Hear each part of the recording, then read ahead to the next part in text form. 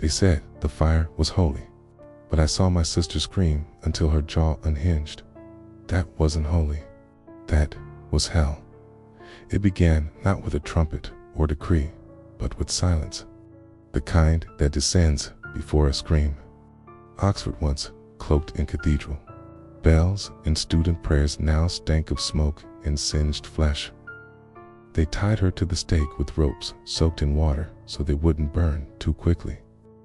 So she'd stay upright as the fire kissed her feet, climbed her shins, peeled her like fruit.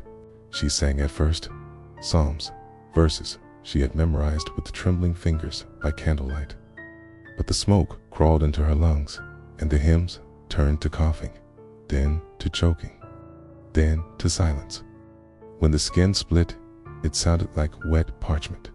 Tearing, I remember the hiss of fat dripping onto coals, the way the crowd pulled back not in pity, but fear, as if her pain might be contagious. And above them all, from a window high in the spire of Christ Church, stood a woman in red velvet, pale, composed, watching. Her lips moved slowly though gracious. Thanks be to God. She did not blink. She did not flinch. For her, this was not cruelty. This was cleansing. For every tongue that spoke the wrong creed, for every child baptized under Protestant hands, there would be fire, not war, not exile, but fire. The old religion, she claimed, could not return without pain, and so she baptized England in flame. Watched my sister die with her hand outstretched, fingers curling skyward as if they might pierce heaven and drag mercy down from its heights. The skin blackened, then flaked like bark, then crumbled. Her hand became ash before her heart stopped. And I remember thinking, if God is watching, he must be shielding his eyes. This is not a tale of justice. It is not a tale of politics or doctrine or even vengeance. This is a tale of belief weaponized, of faith turned monstrous, of a queen who thought herself God's chosen instrument and who wielded that power not with a sword, but with a flame that would eat the breath from hundreds. Mary Tudor, daughter of the true queen, was taught that to suffer was to be holy, that martyrdom was not failure, but glory. Her mother was cast aside, her name spat upon, her God dethroned by her father's lust. And so Mary lit a torch, not to guide the lost home, but to punish them for leaving. Heretics, she called them, strangers to the true church. But they were children, mothers, poets, old men with trembling knees. And each one she fed to the fire like an offering. The flames became England's heartbeat. In Smithfield, in Oxford, in the countryside, where wind carried the stench of burning flesh through hedgerows and farmland, witnesses said, the sky darkened at noon, that the sun seemed to turn its face, that even the birds fell silent. Perhaps they too feared the queen who mistook ashes for salvation, and yet, even now, some defend her. They call her faithful, steadfast, a woman of principle.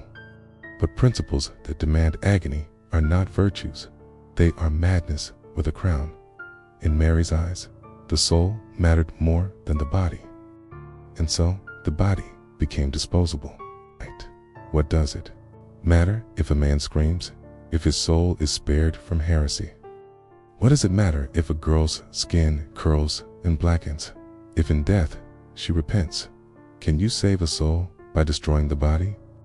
That is the question her reign forced England to ask, and it is a question that still echoes centuries later in every act committed in the name of righteousness. History has named her Bloody Mary, but blood was not her weapon. Fire was, and fire does not discriminate. It devours, it purifies, it silences. In the end, there was no peace, no revelation, only smoke, only bones, and a kingdom that would never forget the queen who burned it clean. Before she was a butcher, she was a miracle, a princess born of 2 empires Tudor blood from her father, lay in the iron Catholic heart of Spain from her mother, Catherine of Aragon. Her childhood was carved in gold, embroidered in Latin prayers, and royal decrees, destined to unite kingdoms, not dismantle them. They called her God's Pearl of England. And for a time, she believed it.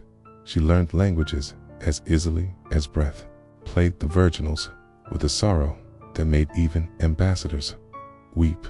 Her mind was sharp, her will sharper. Her eyes watched, even then, how men played with power and how women were consumed by it. But behind the painted tapestries and courtly smiles lay the first crack. Her father, Henry VIII, bloated with lust and pride, toward England from the church to satisfy his own hunger. He broke from Rome, cast Catherine aside, and declared Mary illegitimate. From a throne-bound daughter, she became a bastard in exile, stripped of her titles, forced to serve her infant half-sister, Elizabeth, the girl born of her father's new wife, Anne Boleyn, a woman Mary would never call queen. Her faith, once a gentle light, hardened into stone. It was all she had left. As the crown drifted further from Rome, Mary clung tighter to the rosary, the Latin Mass, so whispered devotions of her childhood. They took her throne, they took her name, but they could not take her God. When her half-brother, Edward VI, died childless at 15, the kingdom trembled. Protestant nobles, terrified of a Catholic restoration, tried to place Lady Jane, Grenada, teenage puppet on the throne. But England did not rise for Jane.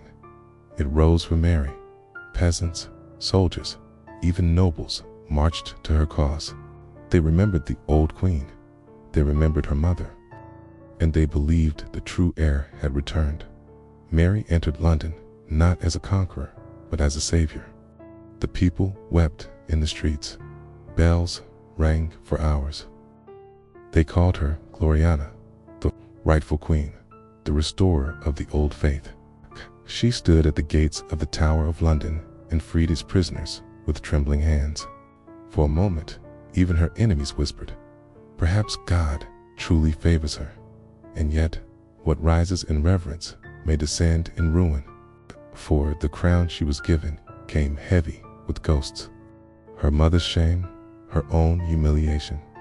The heretics who had danced in the sanctuaries once sacred, to restore the soul of England. She believed the body of England must suffer. But in the beginning, Mary Tudor glowed. She was not yet bloody. She was beloved. And it was this contrast between the crown that kissed her brow and the flame that later consumed her memory that makes her reign not just a tragedy, but a prophecy of how power, once touched by pain, can become divine in its cruelty. Was it ever about justice? Or was it always about revenge, cloaked in velvet and prayer? Before the fire, there was a girl, and that girl believed she could save her mother's soul by ruling righteously. But even saints bleed when crowned too late. They say love can heal, but sometimes it sharpens the blade. Mary was 40 when she wed Philip of Spain, half a continent away from the girl who once wept in royal exile. Now a queen cloaked in crimson and crowned with loneliness. She did not marry for lust. She married for God, for alliance, for the dream of a Catholic empire stretching from the Thames to Madrid. But England did not see a union of souls. It saw invasion. It saw a Spanish boot upon its neck. Philip was cold, regal, younger, but not tender. To him, Mary was a bridge to empire, not a bride to love. He brought with him silver from the New World, advisors with hard eyes, and a disdain for the damp, suspicious island he now called home. And Mary starved. For devotion mistook his distance for patience, his silence for strength. She clung to him as if he were the final proof that she had won, that God had not forgotten her. But the people of England did not rejoice. They rebelled. The Wyatt rebellion flared like a dying match brief, desperate, fueled by the terror that Catholic tyranny had returned. They marched not against taxes, not against war, but against the Queen's bed, against her womb, against the possibility that she might bear a Spanish heir and damn the nation to centuries of foreign rule and holy fire. Mary responded with executions. Hundreds, nobles, commoners, boys barely old enough to grow beards. Their blood was the ink with which she rewrote her claim to the throne. She was not her father's daughter in name, but in ruthlessness she surpassed even him. And it was here, in the smoke of rebellion, that the first sparks of the great burnings were struck. Because Mary did not just see political enemies, she saw heretics. And in her mind, they were the same. She believed England was ill, diseased by false doctrine, poisoned by years of Protestant kings and whispered blasphemies, And she believed only one cure remained, the sacred flame. Not just a weapon, but a medicine. Fire to cauterize the wound. It's fire to cleanse the nation. When Philip left her, cold and victorious, sailing back to Spain with barely a farewell, Mary mistook it for providence. Her loneliness deepened, her enemies thickened, but her faith burned brighter. England had failed her in life, but she would save its soul in death. Was this marriage a union, or a match struck against the flesh of a broken queen? Love did not soften her, it shattered her. From the pieces rose something far more terrible than betrayal conviction. The unshakable belief that she alone held the keys to heaven, and that every lock could be opened. Only enough bodies were reduced to ash. They came in wagons, shackled, shivering, some clutching rosaries, others clutching nothing at all. The first burnings were solemn, even reluctant acts of law, dressed in robes of mercy. But fire does not remain humble. It feeds, and when fed, it demands more. At Smithfield Market, where cattle once cried and coins changed hands, now it was flesh that crackled and prayers that burned on the wind. Pyres rose like monuments to terror in London, ever hungry for spectacle, gathered to watch the purging of its own. Queen Mary had become priest and executioner. Her doctrine was simple: recant or die. We can't admit the truth of Rome, the purity of the Latin Mass, the authority of the Pope, or feel your skin melt in public absolution. But many would not kneel. Not Bishop Ridley, not Hugh Latimer, not Thomas Cranmer, who had once annulled Mary's mother's marriage and now faced the fire that would become his confessor. When they burned Ridley and Latimer together, the flames leapt higher than the crowd expected. A servant screamed. Women fainted. The smell was unbearable. But in that horror, Latimer's final cry rang out not of agony, but prophecy. We shall this day light such a candle by God's grace in England as I trust shall never be put out. Mary heard of this and said nothing. Not because she did not care, but because she believed the candle he spoke of would be quenched. Smothered by her holy smoke, the executions became frequent, public, ritualistic. The crowd no longer gasped, they leaned in. Children sat on fathers' shoulders. Vendors sold meat pies near the stakes, and Mary's court recorded each soul destroyed like a tally in a holy ledger. But fire is not precise. It does not ask your age, your reason, your guilt. It only consumes. Some victims were barely educated, their only crime reading a banned Bible. Others were elderly, deaf, mistaken. One pregnant woman burned too early, and her unborn child was seen writhing in her belly as the heat took her. The queenesses wept, but still, the queen's torch was passed on. Why? Because in Mary's theology, to burn a body was not to end it, but to cleanse it. The soul, bathed in pain, might yet ascend. Heretics, to her, were not enemies to be reasoned with. They were infections, rotten limbs to be amputated from England's body politic. In fire was the surgeon's blade. Smithfield was not the only place. Fires bloomed across the countryside: Canterbury, Norwich, It was a silent war, unspoken but omnipresent. And in this war, the enemy had no sword, no army, no fortress, only faith. And faith, once declared illegal, becomes a death sentence whispered between friends. What does it mean when a nation becomes its own executioner? What does it mean when the people begin to watch not in horror, but in quiet approval? They called it justice. They called it purification. But by now, even the court jesters whispered it. England had become a funeral pyre, and Mary its priestess of flame. This was no longer a queen restoring her kingdom. This was a woman lighting her own light. Myth and blood. Power, when wrapped in loneliness, curdles into delusion. And by the 3rd year of her reign, Queen Mary Tudor was not merely feared, she was alone. Philip was gone, quoting cold letters from Spain that carried more dust than love. The courtiers, who once praised her, now spoke in hushed tones behind chapel walls. Her parliament, once her tool, now resisted her every move. Even her closest allies could not meet her gaze without trembling, for they knew behind her eyes burned something more dangerous than hatred, certainty. The certainty that she was right, that she was righteous, that every scream outside her window was not horror but hymnal. She walked the halls of Whitehall like a ghost in velvet, whispering Avenue Marias under her breath, trailing behind her the smell of frankincense and scorched silk. Her portraits no longer glowed with youth, they darkened, stiffened. The softness of her face gave way to angles.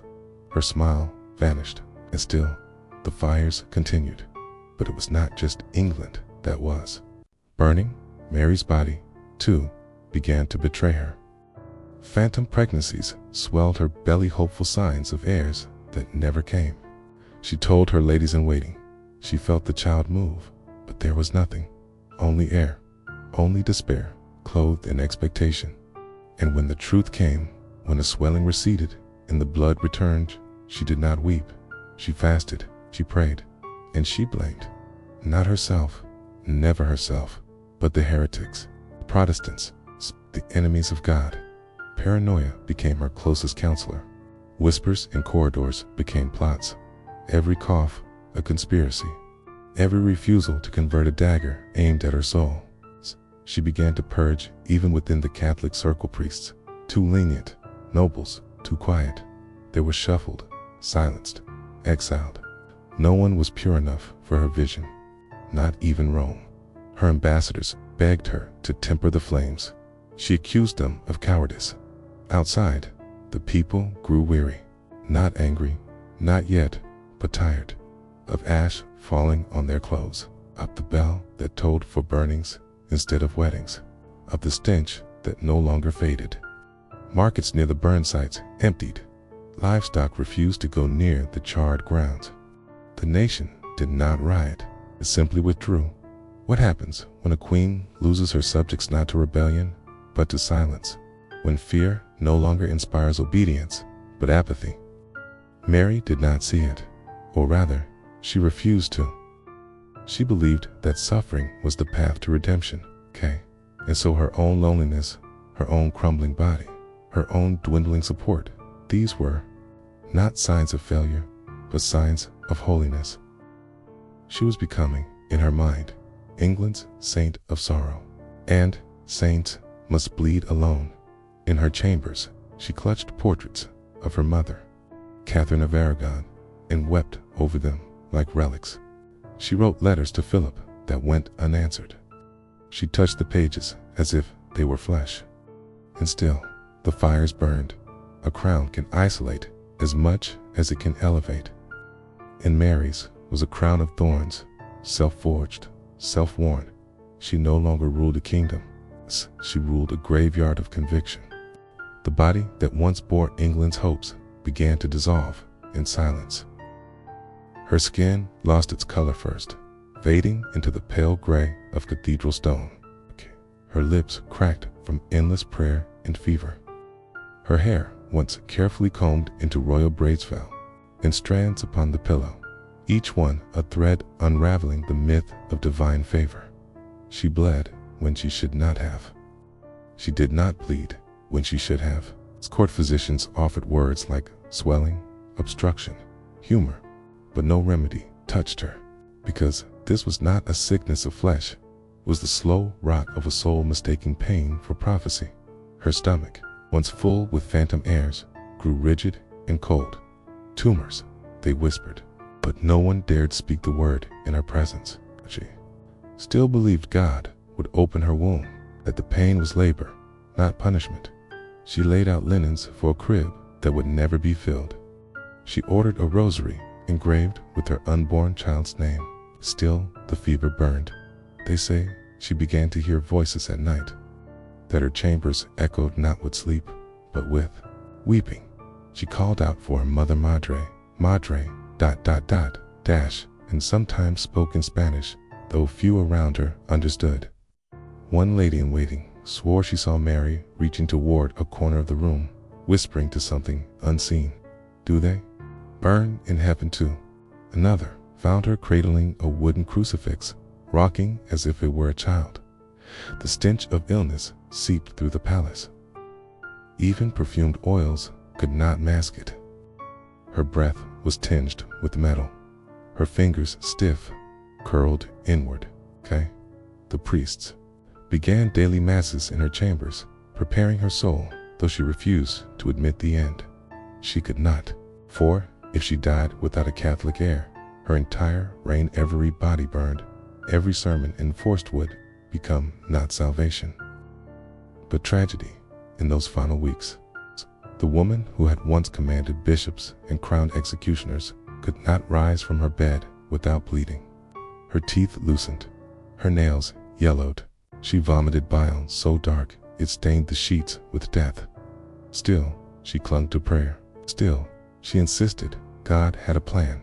And yet visions tormented her. Dreams of fire licking the walls, of Protestant martyrs reaching toward her fleshless hands beckoning. She claimed she saw angels weeping, not with joy, but disappointment. She asked again and again why the pain would not end if the mission had been holy. What is divine justice if it arrives clothed in tumors and silence? Her body became a reliquary of contradiction, a woman who believed she was chosen by heaven, rotting inch by inch, alone in a palace once meant for coronations, not decay. The same fire she had fed to her enemies now flickered inside her, unseen by others but known to her completely. A fire that did not cleanse, fire that did not save, a fire that did not speak God's name, only hers. And when she closed her eyes, all she saw was flame. She died before dawn, beneath the veil of gray sky and forgotten prayers. There was no grand procession, no thunderclap from heaven, only the soft wheeze of lungs that no longer answered, and the brittle stillness of a hand that once signed death. Warrants in the name of God. Queen Mary Tudor, the first crowned queen of England, the woman who believed fire could wash away sin, had been consumed by the very silence she had tried to burn out. They say she whispered something just before the end, when I am dead, let them burn me too. But no one is certain. The servants had stopped listening by then. Her ladies stood at a distance, rosaries clenched, but none reached for her hand. She died as she had lived in the final years, ceaselated by her holiness, quarantined by her faith.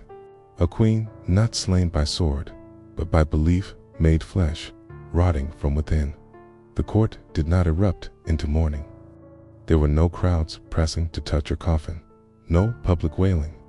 A few whispered thanks that the burning might finally end.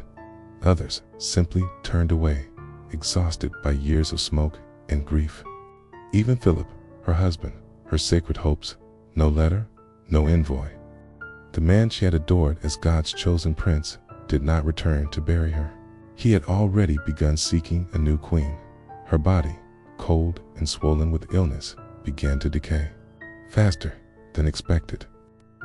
Within a day, the smell seeped into the stone corridors. It was said that the dogs howled at nothing, that candles refused to stay lit in her chamber. Superstition took root. Perhaps the devil had come for her before the priests could. The same priests who had once blessed her purges now muttered prayers with shaking voices, unsure if they had served a saint or something far darker. They dressed her in scarlet, but it could not disguise the pallor of death. Her crown, heavy with rubies, was placed atop her head like a cruel irony, bloodstones for a queen who had spilled too much of it. Her corpse was displayed, but few approached. And when it was time for burial, she was placed not in a cathedral of light, but beneath the cold stones of Westminster. In a grave she would later share with her half-sister Elizabeth, the very woman who would erase nearly every trace of her rule. There was no candle lit for her soul, no monument carved in her name, only a line in the chronicles. Mary died and Elizabeth was made queen. History moved on, swift, unforgiving, but in the silence that followed, a question lingered low, bitter, eternal. What legacy remains for a queen who ruled with flame? What mourners remained for a woman who believed that agony was love and silence was proof of salvation? She burned for God. She died alone. In England, as if exhaling for the first time, let the smoke clear. The fires died with her, slowly, like embers starving for breath. No royal decree announced it. No trumpet sounded the end. The burnings simply stopped, first in Oxford, then in Norwich, then in the villages where smoke had become part of the sky. It was as if England had held its breath for 5 years and could finally exhale. The scent of scorched flesh faded from the streets. The air, once tense with fear, became hollow with forgetting. Mary's death was not an end, was an unraveling. Her successor, Elizabeth, returned the kingdom to Protestantism with a swiftness that made the bloodshed feel absurd. Latin masses were replaced. Bishops vanished. Statues of the Virgin were torn down, and the bodies of those hundreds who had screamed into flames were never officially mourned. They had not died as martyrs, not yet. They had died as criminals. Only time would polish their ashes into sainthood. Mary was buried beneath Westminster Abbey. No monument was raised, no prayer etched in stone. Years later, Elizabeth would be buried in the same vault, and the inscription would read, "Only partners enthroned in grave." One sister remembered, one sister erased. The common folk, once terrified, moved on quickly. Markets reopened in Smithfield as children played where the stakes had stood. The bones that had fallen into the soil became part of the land, unmarked, unclaimed. No one wanted to speak of them. No one dared praise them. To remember was dangerous. Easier, perhaps, to forget. But forgetting leaves a scar, a silent one. In private, families passed down the names. Your grandfather burned with Ridley. Your aunt would not renounce the gospel. These were whispers, not declarations. Not until years later, when Protestantism became the victor's creed, did their stories crawl back into daylight. Then the martyrs had names. Then the fires had meaning. But by then, the queen who lit them was already legend. Not a legend of glory, but of warning. What is left of a ruler who inspires no statues? What is the cost of a reign built on obedience through agony? Mary Tudor sought to purify a kingdom, to cleanse it in fire. But when the smoke cleared, all that remained was silence. No church rang in her memory. No festival bore her name. She was a queen buried in her enemy's shadow, remembered not for her crown, but for her pyres. And England moved forward, not because it healed, but because it had no choice. Some ghosts do not linger in haunted halls. They linger in the things we never speak of. Legends are not born. They are twisted, shaped by fear, stitched by rumor, calcified by silence. And in the years after her death, Mary Tudor became something more less than a queen. She became Bloody Mary, a name spoken not in reverence, But in Shivers, a nursery horror, a mirror-bound ghost, a woman whose only monument was the echo of children daring each other to say her name. 3 times in the dark. History did not record her reign in balance. It remembered only the smoke, only the stakes, only the screams. She became the emblem of religious tyranny, the Catholic queen who tried to drown a nation in holy fire and failed. Elizabeth, her sister, made sure of it. Under her, England bloomed into myth, into empire, into the virgin dawn of Protestant triumph. And Mary, she was entombed in a single word, bloody. But was she truly so simple? Was she bloodthirsty, or just desperate to make sense of a world that had ripped her mother's crown from her head and spat on the God who raised her? They say she killed nearly 300 in 5 short years. Men and women burned for belief, and yet others before her had spilled more blood with the stroke of a pen and gone unmarked. Her father, Henry, executed thousands. Her sister would send Catholics to the gallows. But it was Mary's fire, slow, visible, personal, that branded her forever. Because fire is intimate. It makes the victim visible. It forces the onlooker to choose, watch, or turn away. That was Mary's curse. Not her violence, but her visibility. She could not disappear into myth like other tyrants.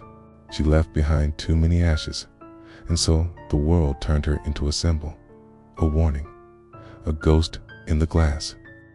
She became the embodiment of female rage, unchecked, of faith weaponized, of grief turned divine. Few asked why she burned, fewer still wondered what she feared. But legends are not built for understanding. They are built for control. To this day, children whisper her name, hoping for blood, not knowing she already gave it, not knowing that behind the myth is not a monster. A woman left behind by history, reaching out from her grave, not for vengeance, but for truth. Fire has always been more than heat. It is revelation. It strips the world of illusion, burns away skin, lies, doubt, and leaves only what cannot lie. Ash, to the ancients, it was divine. A gift from gods, a judgment, a signal that something must end so something holier might begin. And Mary Tudor, Queen of England, believed that holy fire was not her weapon, okay?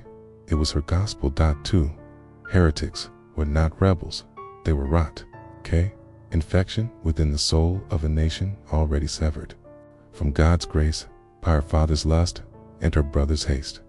England, once blessed by Rome, had become wild, lost, diseased, and so Mary reached for flame, not to destroy, but to purify, not to punish, but to cure, because she believed what so many have believed before her, that pain is holy when inflicted for a higher cause.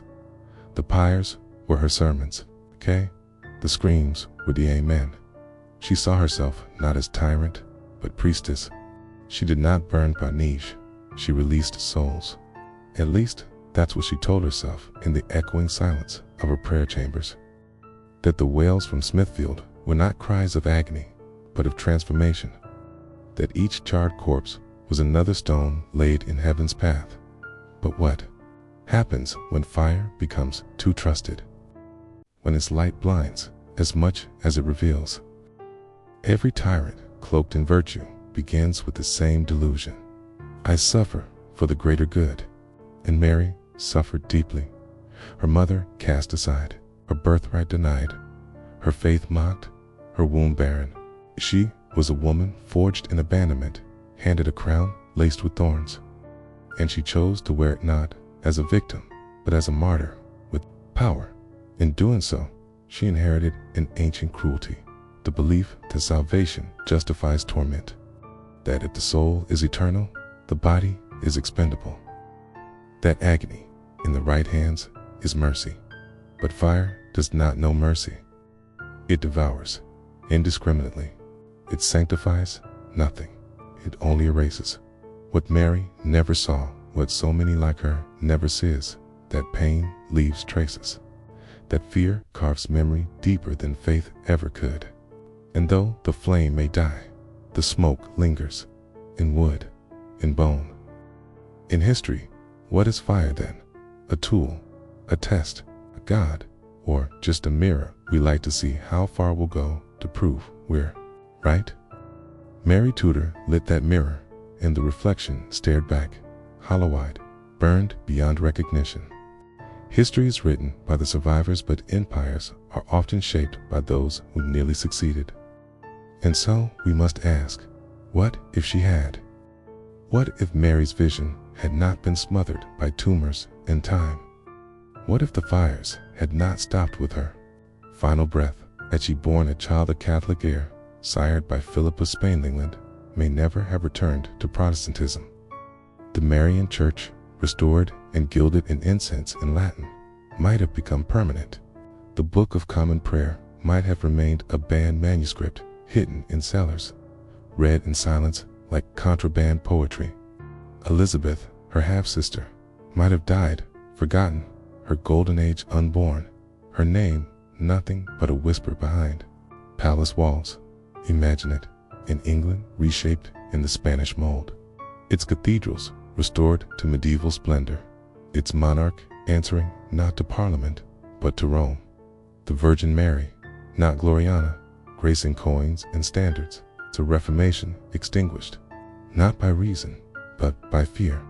And the fires, those sacred flames, might have grown routine, an annual purging, a winter rite, children raised not to question faith but to fear the consequences of doubt, generations taught to believe that to burn is to belong, that pain is proof of loyalty, that God speaks loudest when skin turns to soot. In this world, martyrdom becomes not the exception but the law. Dissent is heresy, heresy is treason, and treason earns flame. Would England be stronger, holier, or merely quieter beneath the weight of unspoken terror? History likes to think it escaped this fate by luck, that Mary's childlessness, her brief reign, her failing body were all divine checks against tyranny. But what if they weren't? What if she was merely early? What if her failure was not fate, but accident? The line between our world and hers is thin.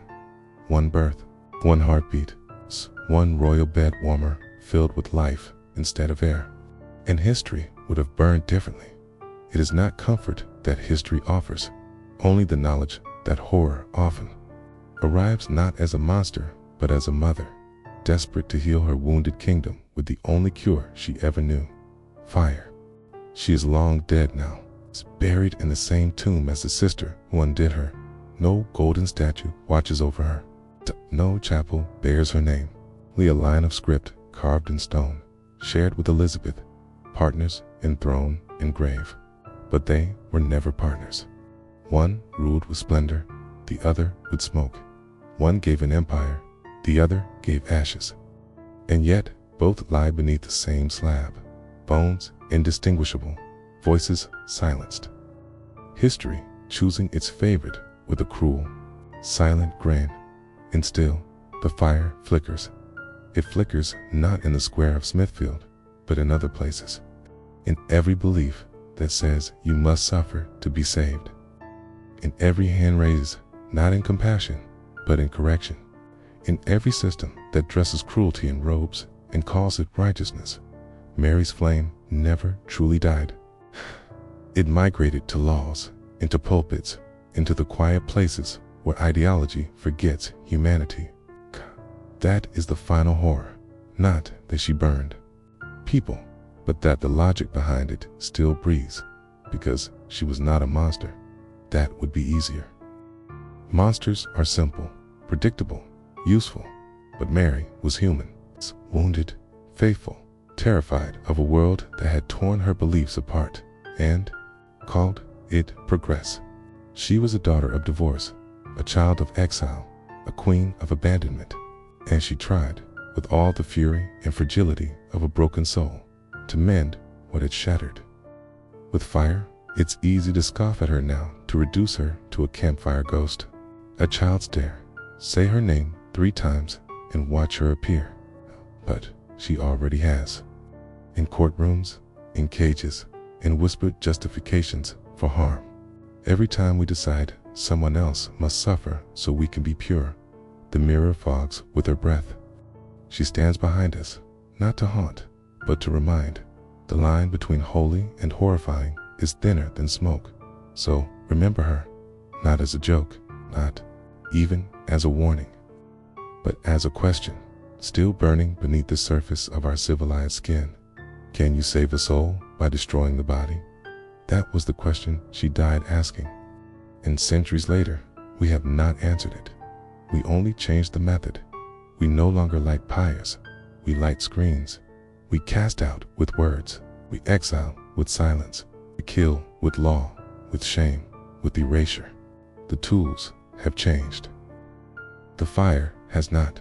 It still flickers, and Mary Tudor, Queen, believer, executioner, still waits in the flame, not as a villain, not as a hero, but as a reflection of what happens when pain becomes sacred. She ruled a nation, like a wound that would not close, and in the silence that followed, England did not heal it, merely forgot, until the next flame.